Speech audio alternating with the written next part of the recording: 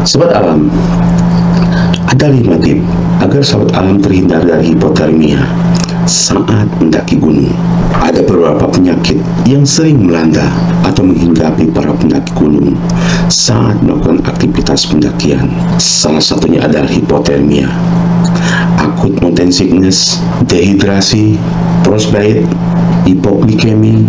Namun di video kali ini khusus kita akan bahas salah satu yang sering menyerang para pendaki gunung adalah hipotermia. Sahabat alam, bagaimana caranya agar sahabat alam terhindar dari gejala atau penyakit hipotermia saat sahabat alam melakukan kegiatan mendaki gunung?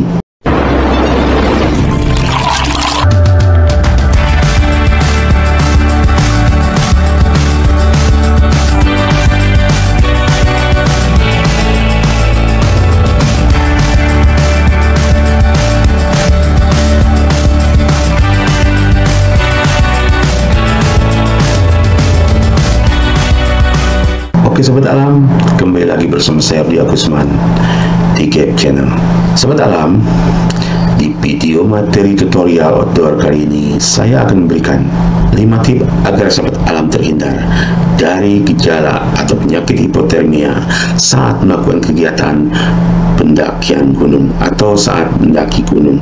Sobat alam, ada beberapa penyakit yang sering menyerang para pendaki gunung saat beraktivitas. Ada acute mountain sickness, dehidrasi, hipotermia, dan lainnya. Namun di video kali ini saya khusus akan membahas salah satunya adalah hipotermia. Bagaimana caranya? Saya akan berikan 5 tips agar sobat alam terhindar dari hipotermia saat melakukan kegiatan pendaki gunung. Sobat alam, hipotermia merupakan kejadian yang cukup sering terjadi, yang cukup sering dialami oleh para pendaki gunung.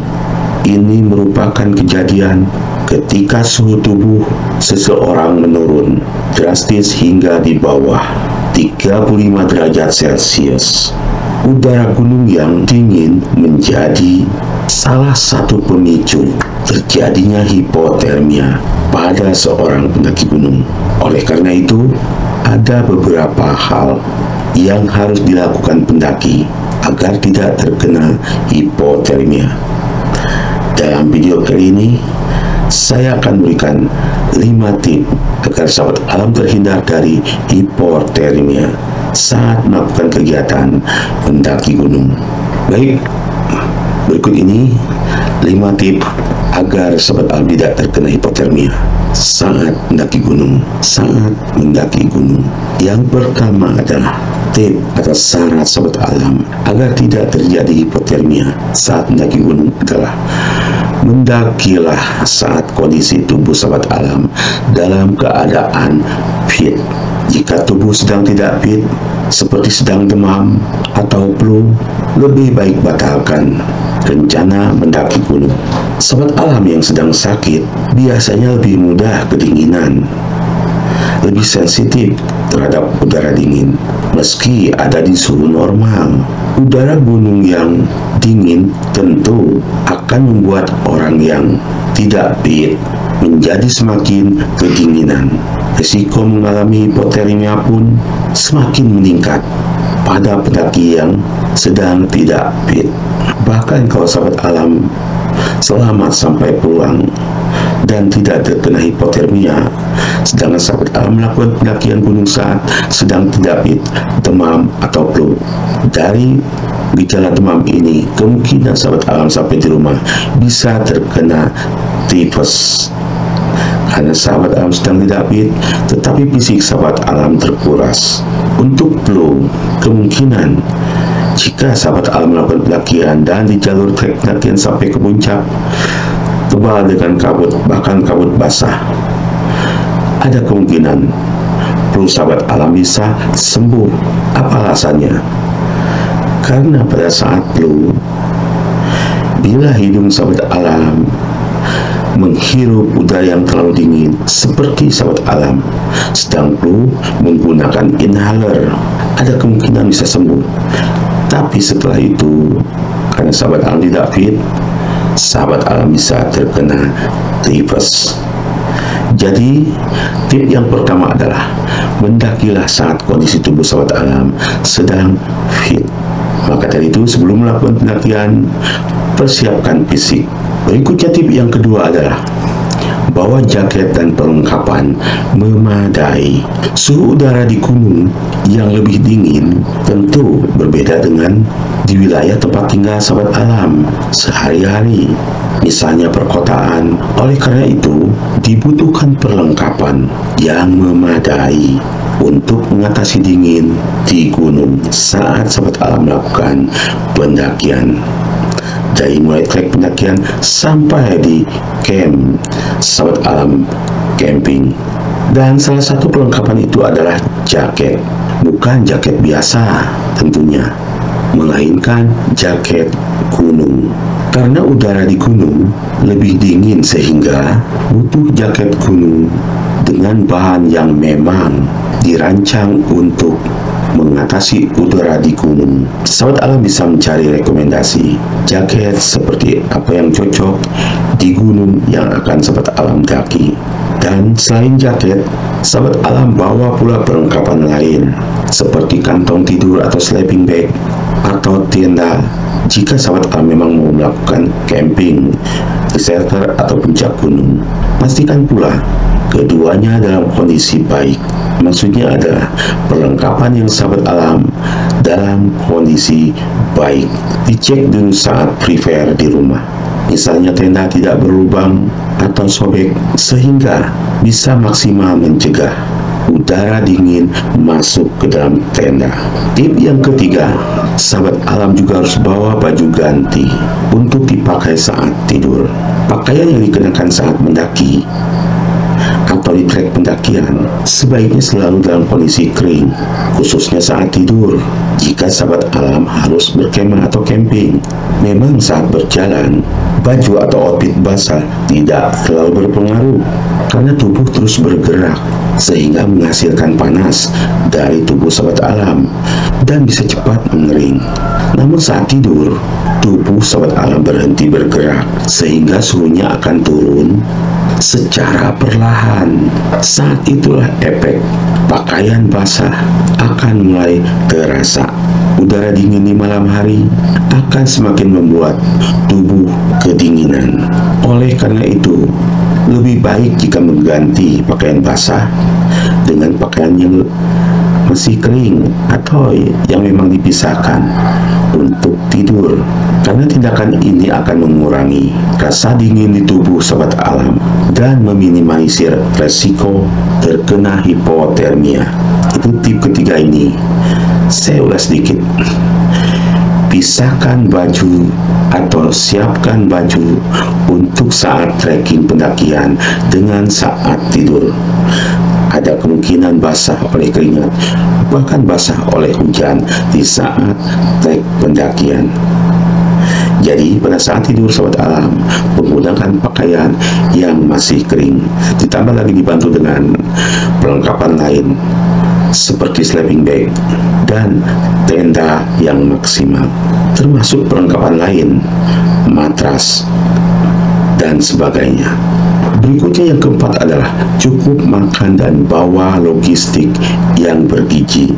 Hipotermia lebih beresiko dialami pendaki yang sedang lapar atau kurang konsumsi logistik yang bergizi. Hal itu bisa diatasi dengan cukup makan sehingga tubuh sahabat alam bisa menghangatkan diri dari dalam. Selain itu, bawa logistik yang bergizi. Selain agar tubuh sahabat alam tetap fit selama pendakian, makanan yang bergizi akan membuat tubuh senantiasa hangat, apalagi dibantu banyak dengan makanan yang berkarbohidrat atau makanan lainnya agar sahabat alam bisa bertahan saat suhu dingin, seperti makanan coklat atau susu coklat. Dan jangan lupa bawa pula makanan dan minuman untuk menghangatkan tubuh seperti wedang jahe instan. Dan termasuk saya bilang tadi, minuman dengan taste coklat karena coklat bisa menimbulkan di tubuh sahabat alam menahan rasa dingin selain makan makanan karbohidrat. Maka dari itu, sahabat alam bisa perhatikan para pendaki yang bertubuh gemuk. Biasanya pendaki yang bertubuh gemuk itu banyak mengandung karbohidrat atau lemak, dan dia akan tahan terhadap suhu dingin. Sebaliknya, pendaki yang bertubuh gemuk akan kurang tahan terhadap terik matahari yang menyengat. Dan buat sahabat alam yang bertubuh kurus, karena kurangnya lemak di tubuh sahabat alam, akan rentan dan cepat merasa dingin. Tetapi sebaliknya, tubuh pendaki gunung yang kurus akan lebih nyaman, lebih tahan terhadap terik matahari. Silahkan sahabat alam coba dan cek di teman-teman sahabat alam. Terakhir, yang kelima, mendakilah di musim kemarau. Kenapa? Karena suhu udara memang lebih dingin ketika musim kemarau, sekitar akhir Mei hingga awal Oktober. Walaupun ramalan cuaca ini sekarang sudah tidak lagi sesuai dengan kondisi, namun gunung di musim hujan akan lebih dingin dari suhu udara musim kemarau, apalagi usai diguyur hujan yang tentu lebih sering turun di musim penghujan. Selain udaranya menjadi dingin, perlengkapan seperti tenda, baju ganti, kantong tidur atau sleeping bag lebih besar kemungkinannya untuk basah karena terkena hujan. Apalagi packing di ransel sahabat alam kurang maksimal. Dan diingatkan juga, packinglah dengan yang benar agar barang-barang sahabat alam tidak terkena air hujan di dalam carrier. Karena perlengkapan itu sangat dibutuhkan untuk mengatasi dingin saat beristirahat. Seperti di sebelumnya tadi, jangan lupa bawa baju ganti untuk saat tidur. Jika hujan lebat turun saat berkemah atau camping, bisa jadi tenda bocor sehingga air masih bisa masuk ke dalam tenda dan membasahi baju atau kantong tidur sahabat alam atau sleeping bag sahabat alam. Hal ini pasti menyebabkan sahabat alam akan kedinginan dan meningkatkan risiko terjadinya hipotermia.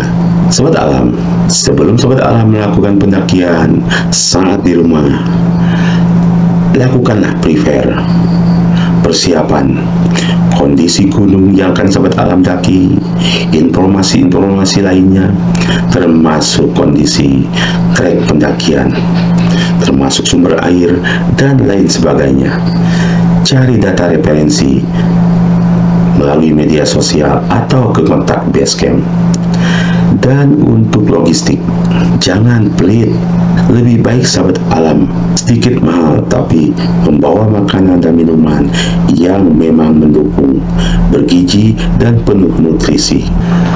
Oke sahabat alam, itulah tadi materi 5 tip agar sahabat alam terhindar dari hipotermia saat sahabat alam melakukan pendakian gunung. Hipotermia salah satu penyakit yang sering dialami oleh para pendaki gunung. Namun dengan kelima tip tadi, jika sahabat alam terapkan, termasuk mungkin yang tidak saya jelaskan tadi, dari mulai packing, prepare di rumah, data referensi dan sebagainya, jangan lupa bawa baju ganti untuk saat tidur, dan makanan yang bergizi bernutrisi, termasuk minuman yang bisa mendukung sahabat alam merasa hangat dari tubuh sahabat alam. Sahabat alam, jika sahabat alam tetap ingin mendaki gunung saat musim hujan, lebih baik jika mendaki gunung, dakilah gunung yang tidak terlalu tinggi ketinggiannya atau MDPL-nya, atau dengan jarak tempuh yang lebih singkat untuk meminimalisir atau sahabat alam terhindar dari hipotermia. Oke sahabat alam, semoga materi ini bermanfaat dan menjadi referensi sebelum sahabat alam melakukan pendakian sangat seperti ini, sangat musim hujan. Buat sahabat alam yang baru bergabung di Gap Channel, saya mohon dukungan dan solidaritasnya dengan cara like, share, dan komennya tentu untuk perkembangan channel ini. Dan jangan lupa bantu subscribe dan tekan loncengnya agar sahabat alam tidak tertinggal di materi-materi berikutnya di Gaib Channel. Saya Udi Agusman bersama Gaib Channel. Salam kali.